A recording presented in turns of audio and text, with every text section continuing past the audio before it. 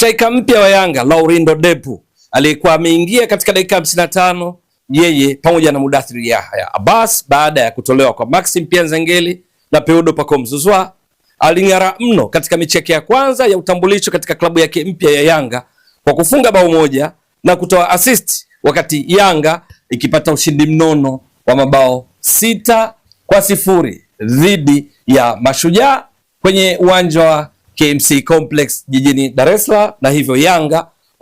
kukwea kileleni mwa msimamo wa ligi kuu Tanzania bara ikifikisha pointi 19 baada ya kucheza mechi 7, lakini wakati huo huo iking'ara zaidi kwenye kupachika mabao na kuruhusu, kwa maana kwamba Yanga kwa matokeo ya leo hii ya mabao 6-0 wakiwa chini ya kocha Pedro Gonçalves wamekuwa na rekodi nzuri zaidi katika kufunga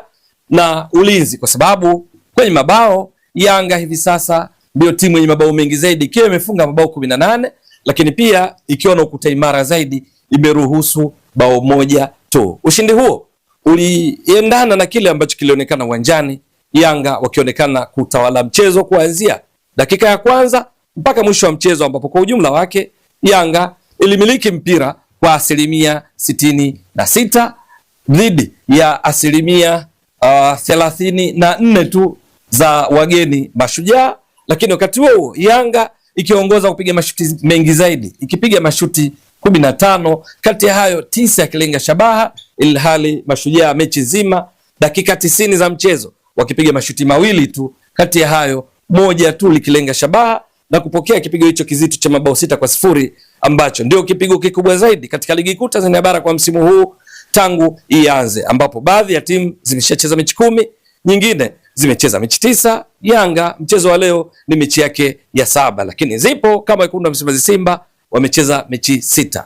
Katika mchezo huu wa leo Yanga ambao walianza kwa kumiliki mpira mwanzo wa mchezo mpaka mwisho, walifunga mabao yao katika dakika ya 8 likiwekwa wavuni na mchezaji wao mpya wale msajili katika dirisha dogo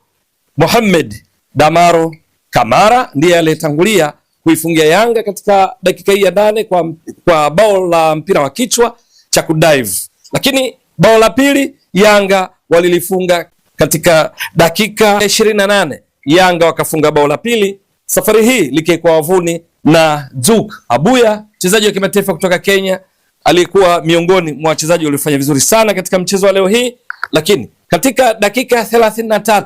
Peudo Pacome Zouzoua akaifungia Yanga bao la 3 kabla ya mechi kwenda katika mapumziko, Yanga ikiwa mbele kwa mabao 3-0. Lakini kipindi cha pili Yanga walikuwa wanaongoza kwa mabao 3-0, kwa kiasi kikubwa walionekana kana kwamba hawana haraka sana, lakini wakimiliki zaidi mpira. Pamoja na hayo ikawa wakipata wakati mgumu hata hivyo kumfikia golikipa Johora wa Mashujaa kwa sababu tu ya ukuta imara ambao ulionekana kuimarika zaidi katika kipindi cha pili, akina Samuel Onditi, lakini akishirikiana vyema na kina Mpoki Mwakinyuki aliyekuwa nahodha na wenzao katika kuhakikisha wanakuwa salama kwenye kipindi cha pili, walionekana kwa imara zaidi. Hata hivyo dakika ya 55 baada ya mabadiliko ya kuingia kwa Depu, mchezaji mpya wa Yanga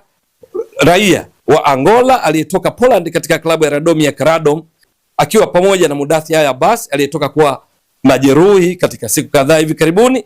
wakipishwa na Max pamoja na Pacome ambao tayari walikuwa wameshaonyesha kiwango bora sana mpaka kufikia muda huo. Sasa wakiungana na nyota wengine wa Yanga waliokuwa wameonyesha kiwango bora kwenye mchezo wa leo, akiwamo mchezaji Alan Okello walimsajili hivi karibuni kutoka